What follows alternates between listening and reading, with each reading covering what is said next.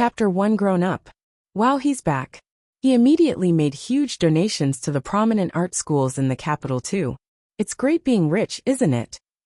I've heard that he's our alumni, having graduated from the Southline University. That explains his generous donations. Plus, he's the richest man in the city after all. More importantly, he's so charming. Practically the whole nation's ideal man, rich, handsome, and down to earth. There's no one else like him in this world. The entirety of Southline University Art Institute was engrossed with news regarding Mark Tremont's return, except for Ariane Wynne, who stood out like a sore thumb. Seated at the stairway, she was munching on a stale bun which had long lost its warmth. Downing the otherwise hard-to-swallow baked good, with just plain water, felt equally as cold as the winter season. Mark Tremont. He's back again after 3 years. Ari, why are you eating buns again? Come on, I'll buy you a good meal. Tiffany Lane plopped herself down carelessly beside Ariane. The latter shook her head before she stuffed the rest of the bun into her mouth, picking up her bag and swinging it over her shoulder. Her action emphasized her frail frame. No time. I've got to go back. Tiffany sighed. All right. Don't bring any more buns tomorrow. I'll bring you breakfast. Tiffany's voice slowly drifted afar as Ariane paddled her bicycle, finally disappearing as it flew away with the wintry breeze. Returning home, Ariane carefully parked her battered bicycle to the corner and slipped in through the back door. She put down her bag swiftly, returning to the small, clammy storeroom. Just when she was about to change, Mary came in a hurry. Ari, don't help me out today. Sir's looking for you. Ah, and be careful. Don't speak if you can, lest he is upset. Otherwise you'll be at the receiving end again. Ariane Wynne nodded and went upstairs cautiously. She patted down the washed-out jacket she wore, remembering that he disliked sloppiness. She subconsciously held her breath whilst knocking on the door. Her fingertips were trembling. She had grown a lot over the last 3 years, so she wondered how much would he have changed. Come in. A mellow voice, soft like the winter sunlight, spoke from within the room. If one did not pay attention, they perhaps may not realize the icy tone mixed in. Ariane's heart sank a little. Pushing the door open and entering, she left it ajar on purpose. The man was seated facing the French window with a magazine in his hands. The expensive tailor-made suit hugged his build perfectly, adding an exquisite wash of gray to the snow-white winter day. Even while seated, his long legs were evident. Occasionally, his fingers with distinct joints flipped the pages gracefully. His features, flawless as if they were painstakingly sculpted, seemed dreamy under the cast of light. Mark Tremont, he was back after all. You are turning 18 in another half of a month? His nonchalant tone bored a deep pit in Ariane's heart. Not receiving her response, Mark Tremont tossed the magazine onto the coffee table beside him and turned to look at her. His deep eyes were nothing but cold. Ariane stepped back instinctively, convinced that she was truly the only outlier of his compassion. Yes, frightened, like a deer caught in the headlights. Her face was pale without a tint of blood. Mark Tremont walked up to her. Each approaching step of his caused her to move back in fear. As both approached the door, Ariane almost tripped from the half-closed door. Mark was quick to step forward, closing the door with his arm as it brushed past Ariane's ear, trapping her in between.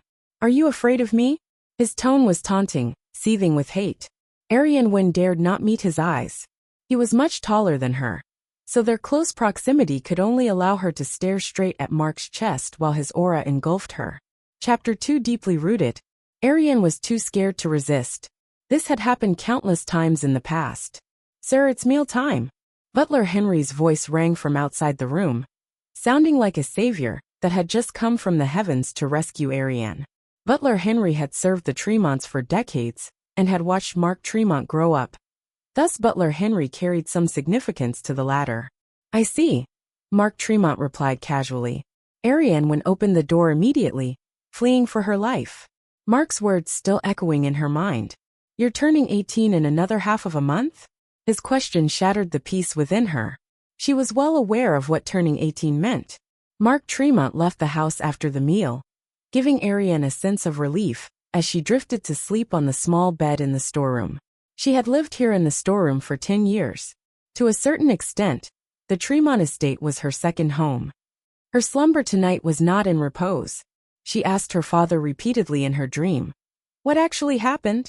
Is what they told the truth?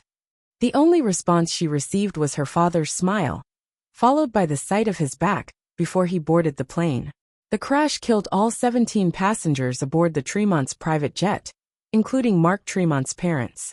The media extensively reported that the accident was due to the pilot's mistake. However, rumor has it that the pilot was drunk before flying the aircraft. Arian Wynn's father, Zachary Wynn, was the Tremont's private pilot. He was labeled the public enemy, even long after his death in the aviation crash. Toward the end of Arian's dream, she saw Mark Tremont taking her home. No one understood why he would take care of the sinner's daughter. 8-year-old Arian was brought into the Tremont estate while holding on to Mark Tremont's hand.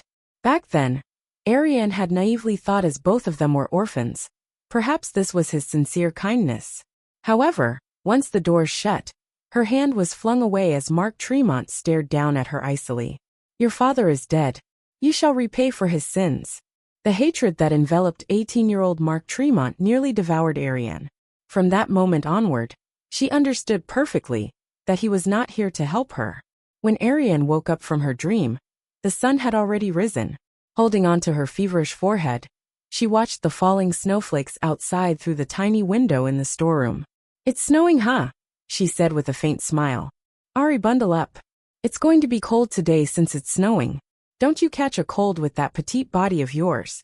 Mary was concerned for her just as she had always been. Over these 10 years, no matter the season, Mary would always shower her with a few fond reminders once she woke up. Arian hummed her acknowledgement and put on her only coat to fight the cold weather. When Mary saw Arian as she was going out the door, she felt a twitch in her nose. Ari asked for some money from Sir and buy some new clothes. You've had this for years. Girls like you should be spending at this age. Look at you. With a stubborn shake of her head, Arian rode her beaten bicycle against the frosty weather. Mark Tremont banned everyone from providing her with anything, money included. Any charity was to come from him, and only him. Ever since the age of 8, Arian would try her best to please him for anything that she wanted. He disallowed her to call him brother, so she had always called him Mark Tremont. The name stayed deeply rooted in her mind. The honk of a car beeped from behind Arian, prompting her to cycle as close to the curb as possible. When a black Rolls-Royce drove past her, she met eyes with Mark Tremont through the half-open car window. The exchange was brief, the car zooming past afterward. All of a sudden, the vehicle stopped in front of her. Subconsciously, Arian stopped as well, supporting herself with one leg on the road, while both of her hands rested on the bicycle handlebar. She waited quietly. Chapter 3. Who's that? 2 minutes later, Mark Tremont's car drove away. Arian released a breath that she was unaware of holding, wondering what he was doing when the car was stationary. Sir, it's snowing. Are you really not letting Miss in the car? Should we wait a bit more? Or shall I call her? The driver, Brian Pierce, was rather worried. Busybody. Mark Tremont looked at the delicate silhouette from the rearview mirror, feeling inexplicably annoyed. He waited for 2 minutes, and had given her the chance. When Arian arrived at school, Tiffany Lane was baffled by her soaked state. What do you think you're doing? Did you cycle here in the snow? Are you crazy? Come on, breakfast is still warm. Eat up quickly. Arian accepted the milk and bun that Tiffany passed her with a smile. A dash of red appeared from her cracked lips. Tiffany sucked in a deep breath. Do your parents not care about you? They don't worry about your meals or clothes, and aren't concerned about you attending art school. Did they pick you up from the streets? My mother remarried when I was very young, and my father passed away 10 years ago. It's not their fault. Arian replied as she took off her soaked coat and sipped the warm milk. The indifferent tone in her voice, along with her actions, was a pang to one's heart. Tiffany then fondly rubbed Arian's wet hair. Why didn't you tell me earlier? We've known each other since high school, and yet, you never told me anything before you finally spoke up today. It's absurd how your mother could bear abandoning a pretty little girl like you. Who are you living with now then? Who are you living with? Arian did not answer immediately, as she thought about how she should refer to Mark Tremont. Her elder brother? My elder brother. That was all she could say. Tiffany Lane was quite perplexed. Your elder brother? Your biological brother? Even if he's only your cousin, he shouldn't let you live so pitifully. Have you bought the paint the tutor asked us to buy? Arian shook her head. I won't be able to buy it for the time being, but I'll think of something. 3 years ago, she was guileless but not gullible. That was her first time rejecting Mark Tremont. His icy tone spread from his lips. One day you'll beg me. After that, he left the country without a warning, and she had never asked him for another favor or another meal in the Tremont estate, surviving only by working part-time jobs. She was unable to fulfill his request nor please him, but there was no need to anymore. Looking at Arian's frowning face, Tiffany's heart ached for her. When she was about to say something, a warm masculine voice interrupted. Tiffany, what's up with your cutie pie today? Why does she look so listless? It was Will Savan who spoke, the other person whom Arian knew on campus. There were only so many of the rich and powerful in the capital. Both Tiffany Lane and Will Sion were among them, though not Arian Wynn. It's the paint. Tiffany. Arian cut her off and discreetly shook her head. For some reason, she did not want Will to know about her plight. Out of the blue, Will Sivan's hand touched her forehead. You have a fever. If you fall sick, our Tiffany here is going to nag all day long again. It sounded like he was complaining, but Will's hands were already working to take off his scarf to wrap around Arian's neck. She looked up at him, her heart beating a little faster. His smile felt like the sunlight that spilled from a blanket of clouds, gentle and natural. Loose hair fell from his forehead, draping down to his starry eyes which looked like they contained all the stars of the universe. Will Savan was one of the best-looking people Arian had ever met, only second to Mark Tremont. When they had met 10 years ago, Mark Tremont had taken her breath away too. Who's that? Mark Tremont's gaze was locked on Arian Wynn and Will Savan, who were beside her from the corridor outside of the art studio. Chapter 4. Come to my room tonight. The dean beside him grinned. Mr. Tremont, are you referring to? Will Savan? You've probably heard of him. One of the 3 young masters of the Savan family. He's in his junior year now. The 3 of them are usually together. Next time, I don't want to see him again at Southline University. No, in the whole capital. Mark Tremont said emotionlessly as he turned to leave. A few steps later he halted. And I'll fully sponsor Arian Wynn anonymously. The dean bowed his head quickly. Of course, of course. Have a good day. After classes, Arian Wynn dragged her lethargic self as she pushed her bicycle to the campus gate, standing to wait for Will Savan to return his scarf. Ari, are you waiting for Will? He went home at noon. He said he has some family matters. Tiffany Lane walked to her and took out a small bag from her purse. Here you go, cold medicine. He asked me to give you this. Medication for fevers is also inside. Remember to take it. Arian looked at the bag of medicine, but did not accept it. I don't need them. Return the scarf for me. I'll head home now. Now that Mark Tremont was back, she had to be home on time every day. Tiffany thrust the small bag towards Arian. What are you being stubborn about? Even I know that he likes you. You wouldn't have noticed, would you? A blush crept onto Arian's pale cheeks. Stop with your nonsense. Bye. Having taken less than 2 steps ahead, Mark Tremont's car sped over suddenly, skidding to a stop less than a meter away from Arian. Tiffany was about to lash out, but Arian's hand flew to cover her mouth. It's okay, it's okay. You can go back first. Arian could already see the brooding face of Mark Tremont, who was seated behind the car's windshield. Mark had no patience for her. A honk was all it took for Arian to hastily park her bicycle to the side, hopped into the car and pulled the door shut. Tiffany Lane was dumbfounded. She wanted to say something but the car had driven off. Sitting in the car, Arian's head hung low, not daring to speak. This was the first time Mark Tremont had picked her up from school. Yet she felt no element of surprise. She was only flooded in fright. Gotten yourself a boyfriend? Mark Tremont casually questioned. Arian thought of Will Savan and shook her head nervously. No. At the same time, she tightened her grip on the bag of cold medicine in her hands. Will Savan won't be making an appearance anymore. Mark Tremont looked at her with a smirk in his eyes. Arian looked up, shocked when she met his eyes. What do you mean? Her response upset the man. Other than redeeming your sin, there's nothing else you have to do in this lifetime of yours, including falling in love, marriage, or giving birth. Understand? The chilling tone sent Arian into a freezing abyss.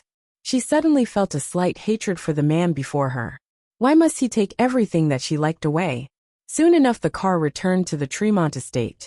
Upon exiting the vehicle, Mark Tremont's eyes darkened when he saw the bag Ariane was clutching in her hands. Stand right there. Ariane froze. The bag of medicine in her grasp was snatched away in the next second and thrown on the road. Her shoulders slumped as she quietly made her way to the back door. No one remembers when it was since Mark Tremont had disallowed her from entering through the front door. He forbade her because she would bump into him and stated that she could make an appearance only when he wanted to see her. Come to my room tonight. Mark Tremont ordered and walked briskly through the front door. The scowl on his face even intimidated the group of bodyguards. Regardless, Mary and butler Henry still approached him. You're back, sir. Mark gave a light hum of acknowledgement. He stopped again when he was at the staircase. Ariane Wen is to have her meals at home morning and night from now on. Was he implying that he had been torturing her with how feeble she currently looked? Housekeeper Mary smiled. Yes, sir. I'll make sure that Miss eats well. While Ariane Wen cleaned the kitchen with Mary at night, Mary held her cold hands sympathetically. That's enough. Rest early. Stop helping me look at your cracked hands. Ari, sir is actually quite nice to you. Stop resisting him. Don't you understand him still? Obey him, and everything will be fine. I've watched him grow up. He's not a bad person.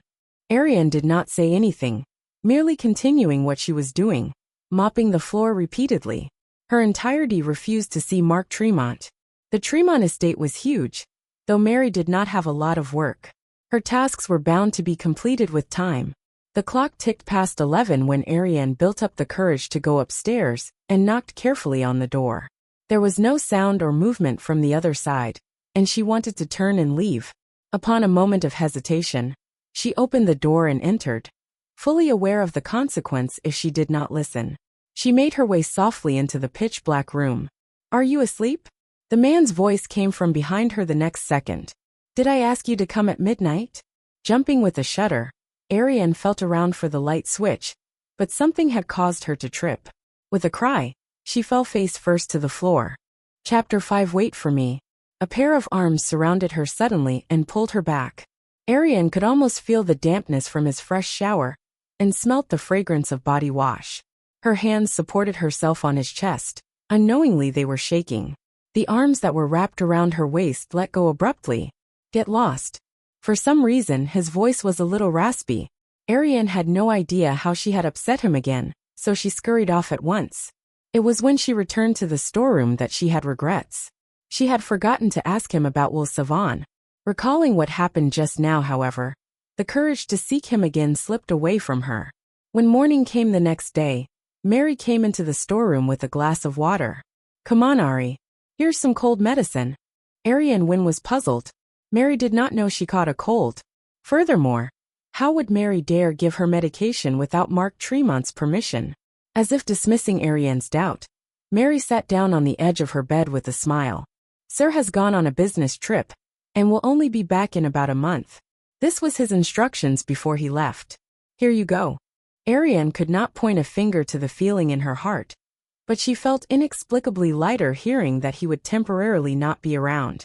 After taking the medication, Ariane briskly made her bed and went to school. When she entered the studio, the dean personally came to pass her all the materials she had lacked. Miss Wen, check if there's anything else you're missing. Ariane was taken aback.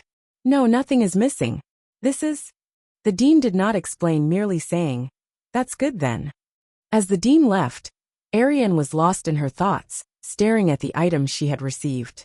Mark Tremont was surely not the source, since he would not have the time, nor the effort to be concerned about her situation at school. Ari, I've heard that someone sponsored you anonymously. I didn't expect the administration to work so quickly. Your paints are all better than mine. Tiffany Lane rummaged through the materials that the dean had sent over once she was here. Ariane kept quiet as she arranged her new belongings. Hey, who was the one that picked you up yesterday? Crazy driving almost killed you there. Tiffany was a chatterbox, always spouting new topics whether Ariane replied to her or not. That's my brother, Ariane answered. There was a slight pause from Tiffany. What sort of brother is he? He's so rich, yet here you are being groomed into a slum girl. Let me meet him next time. Ariane smiled. Don't criticize him. He's actually very nice. He's not my biological brother, so it isn't his obligation to take care of me. He's done more than his part. That was what she told herself too. She was a sinner, but Mark Tremont had given her shelter and taken care of her for 10 years. Tiffany pouted before beginning to guess the mystery sponsor in excitement. Who do you think is funding you? Well, Sivan's dad has kicked him out of the country, and he won't be coming back until a few years. Do you think it's him? Someone has sponsored you right after his departure. Otherwise, it just doesn't make sense. Stunned, Arian found it more convincing that the sponsor was Will than Mark Tremont. Thinking about the man who was like a gentle ray of sunshine, she felt her heart clench. Well, Sivan's departure was her fault. During Mark Tremont's absence, Arian Wynn was a lot more relaxed. Tiffany had dragged her for a fun day out on her birthday, which was on the weekend. The former knew that she disliked crowds. Thus she did not invite anyone else. Before they went home, like a magic trick, Tiffany produced 2 small gift boxes. These are presents from Will and I. Arian did not accept them. She could not afford to return them anything of similar value. A look at the gift boxes was evident that the presents were costly. She was poor. That said, she had seen enough during her years in the Tremont estate to know. Thank you for spending the day with me. There's no need for presents. Arian breathed in deeply. It was the scent of the chilling breeze and snow. Tiffany pushed the boxes into her hands. When I am nice to you, I don't expect anything in return. But Will is the opposite case. Stand up straight. I'm gonna complete what he's asked me to do. Unable to figure out what she was about to do, Arian straightened up obediently. Tiffany looked at Arian in all seriousness. Arian Will Savan. I like you. Wait for my return. You've got to wait for me. Chapter 6. Hand in Hand. With you I shall grow old. There was a fleeting moment when Arian saw Will's shadow behind Tiffany. The three of them knew each other so well that Tiffany Lane had his tone and expression down impeccably. Arian's heart skipped a beat. Her lips parted open, not sure of how to reply. Tiffany waved at her with a grin. All right, my mission is done. Whatever you have to say, tell Will yourself. Take care on your way home. See you tomorrow. She got into her car and left afterward, leaving Arian stunned on the spot for a long time. What Tiffany had said just now kept replaying in her mind. When Arian arrived at the Tremont estate, it had already passed 8 o'clock at night. She carefully opened the gift box to see that Tiffany had bought her a necklace, while Will had given her a bracelet. In Will's gift box there was a note which wrote, Hand in hand, with you I shall grow old. Blushing, Arian hid the gifts in a cardboard box under her bed. Mark Tremont would never agree to the presence of such things, so she dared not wear them out. All of a sudden, Mary's voice came from behind. Ari, you're back? Let me make you a birthday meal. Arian picked herself up immediately. Mama Mary, there's no need to. I've eaten already. Please rest early tonight. Mary was hesitant to speak, as she rubbed her cool hands together. Ari, Sir has rushed back during the middle of his business trip to celebrate your birthday. Most likely that is. I saw that he even brought home a present, but he didn't look happy when he saw that you weren't home. Why are you back at this time? Sir hasn't even had dinner. Arian's breath was stuck in her throat. A wave of panic flashed across her pale face. Mark Tremont forbade her from spending free time outside. She had accepted Tiffany's invitation because she thought that he would not return so suddenly. What triggered her warning siren was Mary's interpretation. How was it possible that Mark Tremont had come back specifically to celebrate her birthday? A present was basically impossible. Seeing that she was frightened, Mary held her hand. Don't be afraid, Sir won't bite you. I'll prepare his meal. You send it up to him. It's your birthday today. Be sweet with your words, he won't make things difficult for you. Arian nodded. When Mary was done with the meal preparation, she carefully carried it upstairs, freeing a hand to knock at the room door. Are you there? There was no reply. Arian had long grown accustomed to this. Mark Tremont was a man of few words, so it was not uncommon for him to ignore people when he was not in a good mood. Gritting her teeth, Arian pushed the door open only to be shocked. Mark Tremont was smoking, seated in front of the French window. The room was blanketed in a thin layer of smoke, making one wonder how much he had puffed. She recalled that he rarely smoked. Surrounded by the smoke, he did not look real. He had not even changed, still clad in his tailor suit, while his hair was neat without a single strand out of place. Containing herself to stay calm, Ariane put down the dinner and made her way to open the window on the side for better ventilation. "Where have you been?" Mark Tremont asked without warning. Frozen, the icy wind that came rushing straight through Ariane's heart. "My friend asked me to hang out. I didn't know that you came back." Her voice was soft, drowned by the chilly wind that gushed in through the window. Ariane was not sure if he heard her clearly. Apparently, his sense of hearing was excellent. "Didn't know that I came back? So you mean you can do whatever you want if I'm not here?" Ariane felt ice cold, so piercing cold that she closed the window. "No, I've made a mistake. I won't do it again." She did not explain any further, nor did she wish to mention that it was her 18th birthday today. No matter the situation, she would just apologize for her fault, as long as he was unhappy. Mark Tremont let out a light scoff, wearing a smirk as he stubbed out his cigarette and poured himself a glass of liquor. He had just taken a sip when Ariane timidly reminded him, "Drink after you eat." Mark Tremont looked at the glass in his hand and walked up to her. "It's your birthday today." Looking at the liquor he extended, Ariane dared not take it. She did not know how to drink, and it was his glass. He was a clean freak. She would be outrageously bold to touch it, not to mention drink from it. "I don't know how to drink." With an upset frown, Mark Tremont pinched Ariane's chin abruptly and poured a good flow of liquor into her mouth. Ariane's throat burned at once, making her cough incessantly. Before she could recover from the harsh cough, she was suddenly pulled into Mark's embrace. Chapter 7 Give Me a Hand. Ariane's eyes widened in trepidation. It was only then that she realized that before she came, he had consumed a fair amount of liquor. The small sip just now could not sum up to the scent of alcohol waiting from him right now. Mark Tremont's kiss was commanding and predatory, swallowing Ariane's breath bit by bit. When she was about to struggle for air, he finally pulled away. "The dinner is getting cold," Ariane cried out in panic. Mark Tremont was a different person when he was drunk, compared to when he was sober. When he drank, he gradually let his true self out, but while sober he was everyone's gentleman. Ariane was well aware of this. She was terrified and trembling, while the message Will Savon entrusted to Tiffany Lane kept looping in her mind. "I like you. Wait for my return. You've got to wait for me." Mark Tremont pushed her down onto the large bed behind her. 2 more hours. What a waste to spend it on dinner. He was facing away from the light.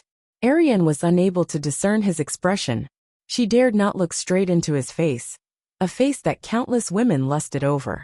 She could vaguely feel his rage. She caught his hand. "Don't be like this." Her tone was pleading. Yet little did she know that a damsel in distress was the easiest way to spark a man's desire. Mark Tremont's hand moved to her face as he caressed her features. "But your eyes were tempting me. They have always been tempting me. Why do you stare at me if you don't want it?" His tone was alluring with a slight rasp. Ariane's reply was tinged with a sob. "Mark Tremont, I'm on my period." His eyes darkened. Ariane held her breath. Before she came upstairs, she had prepared herself. This loophole was foolproof as long as he did not check with his own eyes. However, what killed her hope was that Mark Tremont did not let her go despite her announcement. Instead, the grazing on her neck that felt slightly raw put her on edge. She dared not resist him anymore, knowing that his patience had always been limited. "Give me a hand," he said as if ordering her. Ariane stiffened up. She wanted to retract her hand, but he had caught it in a death grip. The alcohol in her system alleviated much of her psychological discomfort, rendering her mildly inebriated, now not aware of what she was doing. The concept of time had escaped her. Mark Tremont came down from above her and went into the bathroom before he quickly got out of the door. Waking up in the next morning, Ariane was dumbstruck to see that she had slept on Mark Tremont's bed last night. She had entered his room countless times throughout the years in the Tremont estate, but she had never slept in his room. Recalling last night's incident, a blush crept up her cheeks as she was dressing, despite her crushing headache. Other than the very last step, they had done everything last night. Even when she had been expecting this, she still felt a heavy weight on her chest. The dinner she had carried up yesterday was left untouched on the coffee table. Ariane took it downstairs to see an unusually cheery Mary taking the food tray from her, while joyously giving her a toasted sandwich. Eat up, I know that you like this. Sir's been really nice to you. He rushed back to celebrate your birthday, even if it was only for a few hours. You have no idea how hasty he was when he left. Ariane gave no reply. But in her mind she grumbled to herself. Ugh, must have been difficult for Mark Tremont to make time and do that to her, when he has such a tight schedule. Before she headed out, Mary hung her hand-knitted scarf on her.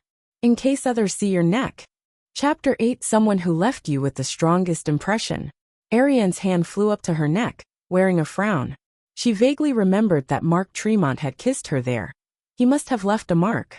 Unlike Ariane's flustered state, Mary was delighted. Ari, just be with Sir if he really likes you. You'll have your favorite buttered bread for life. And he's good-looking too. I don't think there's anything you'd disapprove of, seeming you've spent 10 years with him after all. Ariane shied away from discussing the topic as she cut Mary off. Mama Mary, I'm gonna be late for class. Bye. She fled out of the door, as if she was running for her life. Become Mark Tremont's other half? If she was bored to death, sure. When Ariane got to school, Tiffany Lane scooted to her and toyed with her scarf. Babe, what unique taste you've got there. Why does it feel so 70s? But Ari always looks the best anyway. You look good. Maybe even better if you wore a janitor's uniform. Especially with your eyes, take a look at them. Ah, you're so captivating. Her eyes, Mark Tremont mentioned them last night as well. Ariane shuddered at the thought. Stop joking. Suddenly, someone's mobile phone rang. Both Tiffany and Ariane looked at each other. Tiffany shrugged. It's not mine. That's not my ringtone. Ariane perked her ears up, realizing that the ringtone seemed to have come from her bag. Taking off her backpack to check, a newest release model of a certain mobile phone brand was buzzing in a frenzy. She was quite bewildered. Retrieving the phone, the incoming caller displayed that it was Mark Tremont. When did he put the phone into her bag? He had even saved his number on it. Ariane took a glance at Tiffany awkwardly and answered the call. Hello. Mark Tremont's melodious voice, which lacked warmth, came from the other end. I've transferred you some money. I don't want to see you looking like you've been maltreated the next time I return. It spoils my appetite. Spoils his appetite? He didn't really mean his actual appetite by that, did he? The phone call ended shortly, and her mobile phone displayed a money transfer notification. Ariane frantically turned off the phone and dropped it back into her bag, afraid of revealing what just happened. When she came into contact with the bank card in her bag, her hand shook. Why did it feel like an exchange for what happened last night? It was off-putting. Your brother gave this to you? This model costs around $1,500. Looks like he isn't the worst to you, Tiffany commented. Ariane nodded. Let's go. Class is about to start. Luck was perhaps not on her side today. When they entered the studio, the tutor was not in a good mood as she instructed directly. Today we are drawing someone who left you with the strongest impression. Feel free. You can refer to photos. There are no restrictions. Tiffany Lane was hyped as she stared at Ariane in anticipation. The latter was embarrassed. What are you doing? You've been asked to draw someone who gave you a deep impression. With a chuckle, Tiffany answered, That's you. From the moment I saw you, you've left a mark in my life. How perfect of a person you are. If you were to pursue the entertainment business, other celebrities will just turn lackluster. Except you keep too much to yourself and you're too thin. Ariane did not say anything as she mulled over who had left her with the strongest impression. Her parents.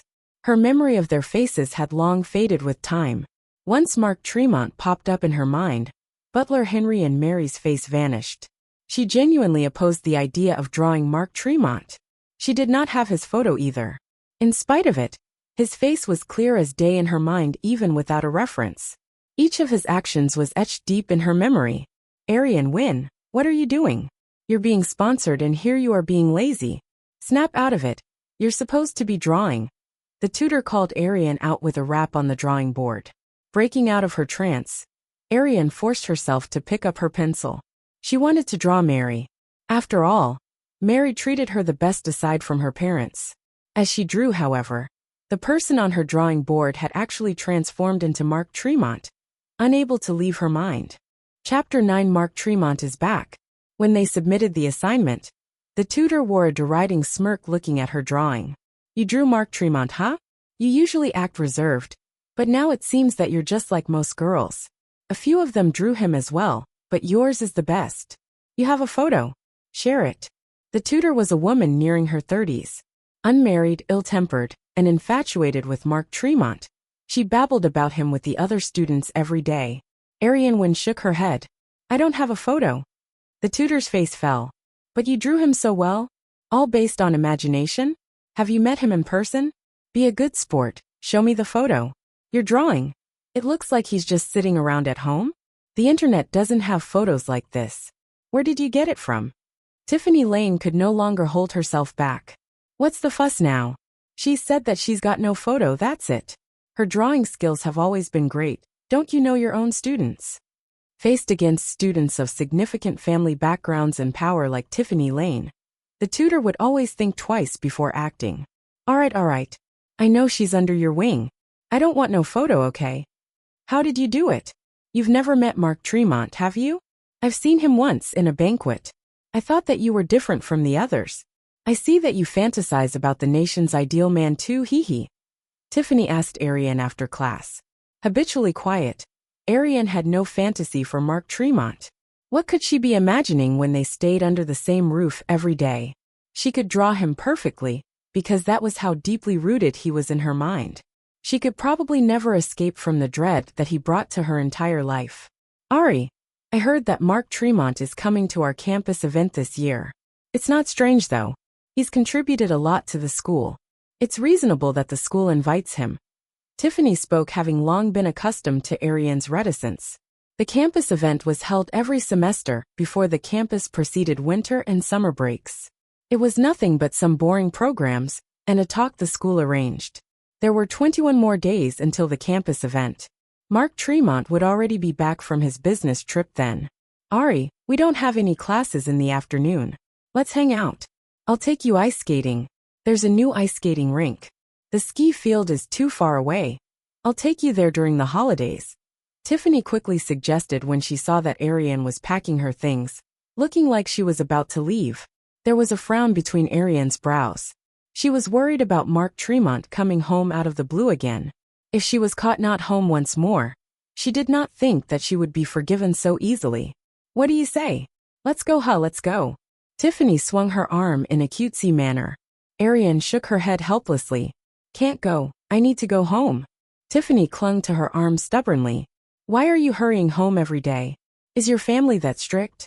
Is your brother going to bite you? Arian made a hum. Mark Tremont would actually swallow her whole. Tiffany Lane was speechless, incredibly curious about her brother.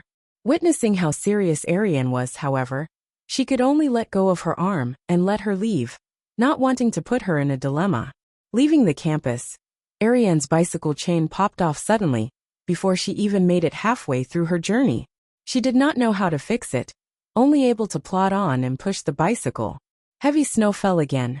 Her hands, which were not taken care of, were already cracked from the cold, while her cheeks were flushed red from the icy gale. The sky had darkened when Arian arrived home. The nightfall enveloped the Tremont estate's lavish outline, yet was unable to conceal its magnificence. Mark Tremont cherished peace and quiet, so the location was fairly far from the Southline University. However, without a bike to ride, Arian had suffered. Entering the door, Mary hauled her into the nanny's room and warmed her up by switching on the heater. What's up with you? Why are you back so late and freezing cold too? If you find it hard to talk to Sir, I'll go on your behalf. You don't even have any thicker clothes. Arian rubbed her hands that were numb from the cold together and replied faintly, He's given me money. I didn't spend it. She would have felt wrongly to have spent that money. Mary poked her forehead grudgingly. He's given you money, you refuse to use it. What are you being stubborn about? So many years have passed since that incident. Sir isn't treating you badly. Why are you the one dwelling instead? Sir's back today and you're back so late again. He'll surely be after you. Mark Tremont's back. Chapter 10. Sleep upstairs. Arian Wynn had pins and needles at once. Was he no longer on a business trip? Why was he suddenly back? Fear emerged from within. In hindsight, luckily she did not go ice skating with Tiffany. She was only unfortunate that her bicycle chain popped off. Heading to the bathroom, Arian felt uneasy when she showered. knowing that he would surely look for her. She caught a lean shadow on the couch from the corner of her eyes when she came out of the bathroom and passed by the living room. He was wearing light gray loungewear, looking more casual than in his usual full suit attire, as it made him look less icy. Except his eyes were still distant when he looked up at Ariane. "Come over here." Letting her head hang down, Ariane moved to stand straight beside him. "You're back. Cold." He had wanted to question why she was home late, but his query became one singular word when he saw the cracked wound on her hand. Slightly dumbfounded, Ariane dared not look at him. It's fine." Mark Tremont picked up the steaming black tea on the coffee table and passed it to her without much thought. There was no change in his expression. "Don't come home so late next time." Ariane did not take the tea. This was the first time Mark Tremont was not unhappy about her coming home late, and he did not even ask for an explanation. Mark Tremont's eyes shifted up to her again. All it took was his cold gaze for her to accept the tea and gulp it down. The black tea was not scalding hot, but the tip of Ariane's tongue felt tender for chugging the liquid. It was only when she had finished drinking that she belatedly realized that it was his cup she had drunk from. I'll clean it for you." Before he said anything, Ariane scurried off to the kitchen holding the cup that was still warm to the touch.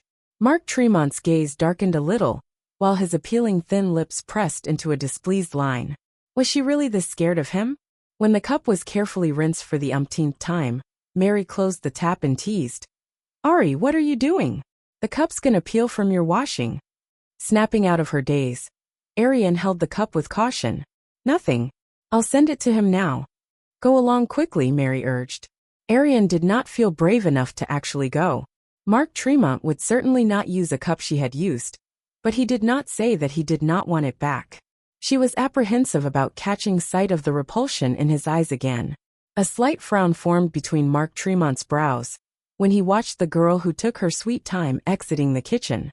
The fitting white sweater Ariane wore hugged her thin form perfectly. Had she never eaten a full meal before? Presenting herself in front of him, Mark Tremont heard her quivering soft voice ask, Do you want tea? Should I change the cup?" His strong skeletal hand grabbed the cup from her hands and poured himself a cup of black tea. Their hands formed a stark contrast. One was fair and smooth while another had seen better days. "In the future, get Henry to send you to school. Don't embarrass the Tremonts." Ariane was yet to feel warm and fuzzy from the first half of Mark Tremont's words. Then a bucket of ice-cold water soaked her thoroughly with his final words. She thought she knew him well enough and had already come mentally prepared. Yet he was only worried about her being a disgrace. "You're blocking the light," Mark Tremont stated abruptly as he looked down at his magazine. Ariane looked up at the lamp that was above their heads. How could she be blocking the light? Pondering, she thought that he must have meant that she was an offense to his eyes. She turned to leave quietly but was stopped by his words. "I didn't ask you to leave." She turned around once more and sat down on the couch, placing her as far away as possible from Mark Tremont. As she saw him picking up the cup of tea and taking a sip, there was nothing unnatural about his expression. He was actually fine with the fact that she had just used his cup. The scene last night in his room replayed itself in Ariane's mind again, and she felt her cheeks heating up. Sleep in the upstairs room from tonight onward. He had no idea what she was thinking about. Chapter 11 Caught. Panulis, lemon flaforet ket. Ariane Wynne froze. "I'm fine sleeping in the storeroom." Mark Tremont glanced at her. A wave of disapproval swept in his cold eyes. "I'm not asking you to sleep in my room upstairs. Mary will help you prepare the guest room next to me." Having been exposed of her wrong assumption, Ariane felt rather awkward. Thereafter, one of the maids had served their dinner in the dining room. "Sir, miss, it's mealtime." Mark Tremont closed the magazine he was holding and stood up. "Eat." He had asked her to eat together. How long has it been since she ate with him at the same table? She did not remember. Ariane Wynne, with her head lowered at the dining table, ate without making a single sound. She helped herself only to dishes that were closest to her. Mark Tremont ate slowly, making close to no sound as well. Their manner only served to emphasize the silence of the wide dining room. Butler Henry, who stood beside the table, sighed and picked up some dishes for Ariane with the serving spoon. "Don't only eat vegetables. You're growing." "Thank you," Ariane replied softly. As they had their meal, Arian ate however much butler Henry served her. Not used to eating so much in one sitting, her stomach ached slightly. Mary has finished cleaning up the room when they finished their meal. Ari, take a look at the storeroom. See if there's anything that I haven't tidied up. I've moved most of your things upstairs. Arian caught a glimpse of Mark Tremont, who just seated in the living room, then acknowledged Mary with a guilty conscience. When he returned to his room, she stealthily sneaked to the storeroom and retrieved her gifts in the cardboard box under the bed. As she went upstairs, careful not to make any sound, the door next to her room opened right as she arrived. Meeting eyes, Arian looked like a deer caught in the headlights as her eyes widened and her lashes trembling. She subconsciously hid what she held in her hands behind her back. What's that? Hand it over. Mark Tremont looked down at her and commanded, like a mischievous child who had done wrong. Her resistance had only lasted for 2 seconds under his hot gaze before she extended her arm. Go to sleep, Mark Tremont said immediately after opening one of the gift boxes and glimpsing. She knew that he would not return them to her, and she dared not fight back for them. She had expected this since receiving the gifts. This outcome was not a surprise. Entering her room and closing the door, Arian huffed a long sigh. However, remembering Will Sivan's note in the gift box, she slowly squatted down. She was doomed. Like most parents, Mark Tremont prohibited her from dating at an early age. Despite this fact, she was past the legal age, and he was not her parent, guardian if you must. Mark Tremont thought of throwing the gifts away immediately. He had done so the past 10 years, however this time, he did not act upon it instantly. He tossed them on the coffee table. The more he looked at them, the more he felt annoyed at the sight. Swiftly, he opened the gift box. His face fell immediately at the note inside. Hand in hand, with you I shall grow old, huh? At the same time, Arian Wynne, who was laying in the big soft bed, found herself unable to fall asleep. Used to the tiny stiff bed in the storeroom, it felt foreign. Her heart was burdened with anxiety as well, pondering when Mark Tremont would be after her. Her mobile phone beeped the moment when that thought crossed her mind. It was the phone given by Mark Tremont, so it only had his number. Arian wanted to feign negligent, but she took a look at the mobile phone, and his dark face popped into her mind. It was a text message, short and simple with only 2 words. Come over. Feeling her heart sink, Arian draped her only jacket over herself and trudged to his room, knocking only after a long hesitation. His void tone sounded from the inside. Come in. Mark Tremont was habitually seated on the chair in front of the French window when Arian entered. He had a cigarette perched between his fingers. Usually, this meant that he was not in a jolly mood. Arian dared not approach close to him, opting to stand some distance away. Come over, he spoke again, his tone colder. The words were a repetition of his text message, but when they came from him verbally, it frightened her more than the text. Arian Wynne braced herself as she walked to stand beside him, still too timid to make a sound. Suddenly, he pulled her to himself, causing Arian to drop and sit on his legs. Chapter 12. Throw it. This occurred frequently when Arian was younger, yet she did not remember since when she began to feel awkward about it. Being so close to Mark Tremont, she caught a whiff of the faint tobacco emanating off him, and the smell of alcohol. He drank again. Well, Sivan is gone. Who is it this time? Hand in hand, with you I shall grow old.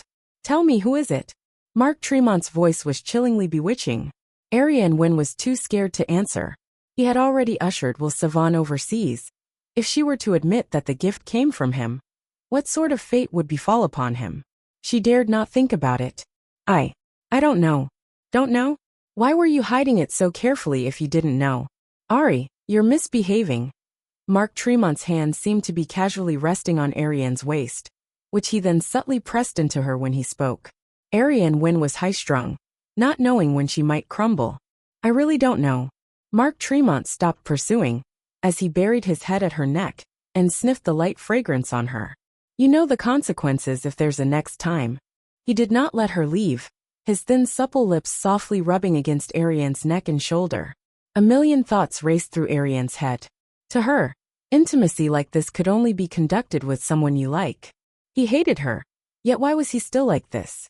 Nevertheless, Arian stayed frozen and submissive to his every action, as she did not dare push him away. Just as she thought that Mark Tremont would do something else, he pushed her away out of the blue, panting harshly like he was holding back. Arian looked at him in confusion. To be exact, she was cautiously waiting for his next course of action. However, Mark Tremont only picked up the gift box and passed it to her, announcing icily, "Throw it." Arian frowned. Did he want her to throw it out with her own hands? Do I have to repeat myself? Mark Tremont glowered, the dissatisfaction in his eyes near a tipping point. Without the courage to hesitate, Arian Wynn hastily took the gift and threw it into the bin. When she looked back and in a flash of stupor, she was caught off guard by the faint smile on the corners of his lips. Of course, it was thanks to Mark Tremont that Arian Wynn woke up late the next day, even though he did not particularly do anything to her other than the intimate move that confused her. Butler Henry was waiting for Arian by the door. "Miss, I'll send you to school. Sir has thrown away your bicycle." Arian did not comment on the matter. Her bike was near its end anyway, it had served its time. Reaching a stretch of road that was nearby the campus, Arian asked Butler Henry to stop the car. "Uncle Henry here's good enough. It's only a few hundred meters away. I'll walk over." Butler Henry parked to the side. "Be careful then. Call me when you're dismissed. I'll pick you up." Arian thought for a moment. "Then wait for me here when school dismisses. Don't drive to the campus gate." She did not want anyone to know about her relationship with Mark Tremont. It would dishonor him. When she arrived at the gate, Tiffany Lane was waiting for her as usual. "Why are you so late today?" "Woke up late," Arian answered simply. Tiffany hooked her arm around Arian, as she had always done, and led the way. "What a rare occasion for you to have woken up late. I'm late too waiting for you." Just as Arian Wynn was about to speak, she felt a pang in her stomach. Seeing that Arian did not look well, Tiffany pulled close to her and asked, "What's wrong?" "Nothing." Arian shook her head. "You sure? Want to check it out at the infirmary?" "Nah, we're already late. Let's hurry up." Arian waved her hand in dismissal, and quickly made their way to the studio, pulling Tiffany along. When they arrived, she was already covered in sweat from the pain. The tutor gave her a side eye. "Late when you know there's class, huh? Stand there for now." Chapter 13, A Personal Encounter. Arian Wynn kept quiet, turning to lean against the wall of the corridor as she struggled with her stomach ache. Tiffany Lane was disgruntled, but she was not one to make an unreasonable fuss when she was at fault. She stood beside Arian and gazed afar at the dorm building currently under construction, saying, "Do you know that the dorm over there is sponsored by Mark Tremont? It's quite extravagant. He's really rich. In comparison, our families are basically nothing. Ari, I heard that he's coming to visit the campus today." There was no reply from Arian. Her gastric was giving her hell. Then the tutor walked out pompously. "The two of you are really something, huh? I've penalized you, yet you're in the mood to chat? Take out your drawing boards, complete your drawing in the corridor. See if you can submit the assignment by dismissal." With a tipped chin, Tiffany Lane marched into the classroom for her drawing board while Arian Wynn stood paralyzed. Her vision was already blurry. Anger boiled further when the tutor noticed her sickly state. She gave her a shove. "I'm asking you to take your drawing board. Are you deaf?" The shove caused Arian to fall on the floor without warning. When Tiffany came out and saw the scene, she shouted at once. "What did you push her for?" "Guilty," the tutor fought back weakly. "I only gave her a light push. Who'd know?" Tiffany bent down to help Arian up while she continued to yell at the tutor. "You're doomed, I tell you. This is corporal punishment. You're not fit to be an educator." The tutor felt wronged. Is she made of paper? Is it even possible for someone to collapse with a light touch? Tiffany Lane, don't simply make accusations just because you have nothing better to do. Arian Wynn, you can stop acting too. Who are you putting on a show for? The heated dissension in the corridor stood out like a sore thumb. Both the tutor and Tiffany Lane were still caught in an argument when they were seen by the group of people who just turned around the corridor. The dean who led the entourage was deeply dismayed. He had long sent the memo that Mark Tremont was coming today, and nothing must go wrong. Mark Tremont looked indifferent when his gaze lingered on Arian Wynn, but his eyes turned dark when his gaze shifted to the tutor. "Stop fighting. I'm fine. Tiff, help me with the drawing board," Arian Wynn said feebly. Tiffany Lane swallowed her wrath and marched back to the classroom again. Still vexed, the tutor gave Ariane another shove. A delicate frail flower, aren't you? Show me that you'll fall again. Her push this time was much stronger than the last. Ariane could not speak from agonizing pain. Her vision was dimming to black as she struggled to keep herself up. The next second, however, a strong arm took her embrace. Her stamina fizzled out as the person's familiar scent filled her senses. Mark Tremont, she mumbled. His clenched jaw and furious face appeared in her blurry sight. Before she could ask why he was here, Ariane's vision turned pitch black before she lost consciousness and fell. Seeing the man who appeared out of nowhere, and intimidated by his chilling aura, the tutor paled. The man did not speak, leaving after picking up the girl from the floor. His expression was terrifyingly sullen, while the wrath contained in his eyes felt like it would erupt at any time. The dean who came after him was ashen-faced, glaring at the tutor in exasperation. All you do is cause me troubles. All Tiffany saw when she came out was the man disappearing from the corner of the corridor carrying Ariane Wynne, the dean hurrying along his way, and denounced the tutor. Realizing what had happened, Tiffany shoved the tutor as well. Just you wait. After that, she quickly chased after them. Mark Tremont sat on the bench outside of the hospital emergency ward with his head slightly hung. The vibe he exuded felt like an iceberg. It was solitary and incredibly freezing. The dean and Tiffany Lane were beside him, pacing back and forth anxiously. Suddenly Mark Tremont spoke up. Southline University's tutors are pretty unique. Chapter 14 What She Has Endured. The dean shuddered. Mr. Tremont. It's just a one-off case. That tutor is a temporary worker, a temporary one. I'll ask her to leave. Mark Tremont said nothing. There was only the flickering flame in his eyes reflecting his current fury. Tiffany Lane scoffed. Temporary worker? Sure. The dean was speechless. Mississippi Lane, don't be a busybody. You students don't know about any school affairs. Wearing a frown, Tiffany was about to retort when the doctor came out. Patient's family? Me. Tiffany Lane and Mark Tremont replied simultaneously. Tiffany was quite surprised by Mark Tremont's voice. For this matter, she assumed the family role, since she was unable to contact Ariane Wynne's so-called brother. But what was Mark Tremont onto? It was well reasoned that the doctor opted for Mark Tremont, who looked more reliable, to explain the situation. The patient is all right. It's gastritis. She is young but in bad health. Watch what she eats and make sure she consumes more nutritious food. She can leave after the drip is done. Mark Tremont responded with a soft hum and went into the emergency ward. Ariane Wynne was still unconscious, laid on the bed with slightly unkempt long hair. The cool fluid was injected into her body through the thin pipe. The veins on the back of her hand were visible, as her skin was a sickly shade of white. Mark Tremont had no idea when she started mistreating herself to such a state. Tiffany Lane stepped forward and spoke with a hushed voice. Ari has no parents, only a non-biological older brother.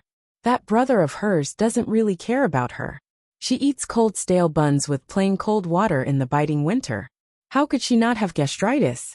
What Tiffany did not notice was Mark Tremont, who looked increasingly grim, as his sheeny eyes were coated with a wash of complicated emotions.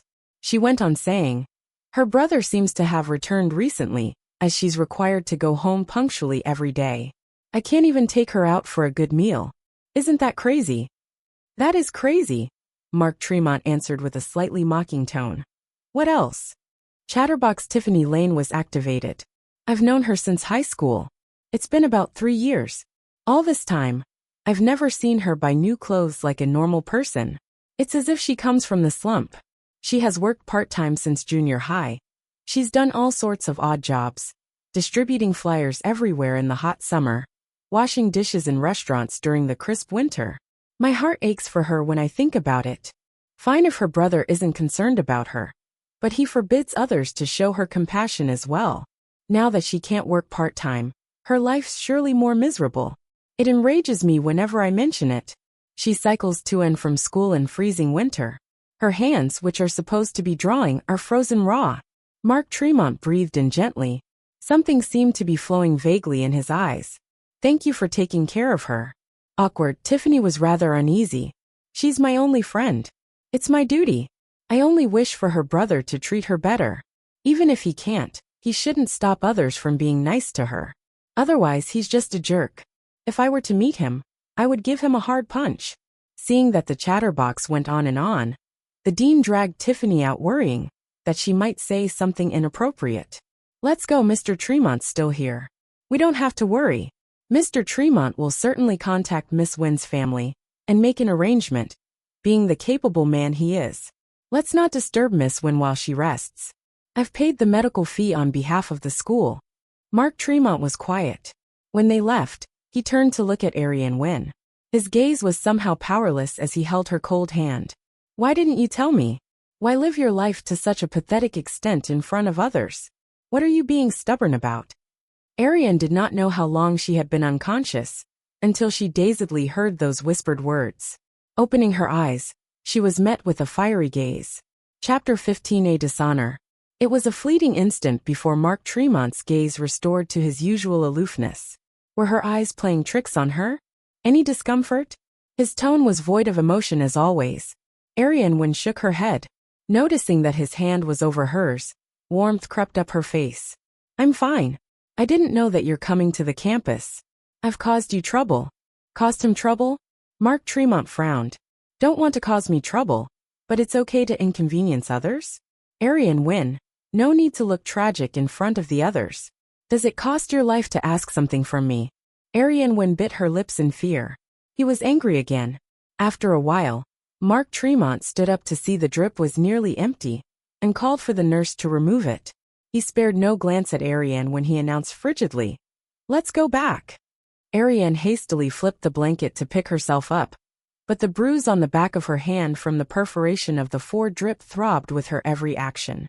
Mark Tremont took off his coat and threw it on her. His movements were rough before he bent down to swiftly help put on her white canvas shoes. He left without missing a beat. Staring at the coat in her arms and the shoes on her feet, Ariane was stunned for some time. Was that him? This was the first time he had done something like this for her. Even if it was the least bit gentle, she had still felt as if something was about to break free from her heart. When she broke out of her trance and exited the ward, Mark Tremont was not far ahead as he stood at the end of the corridor.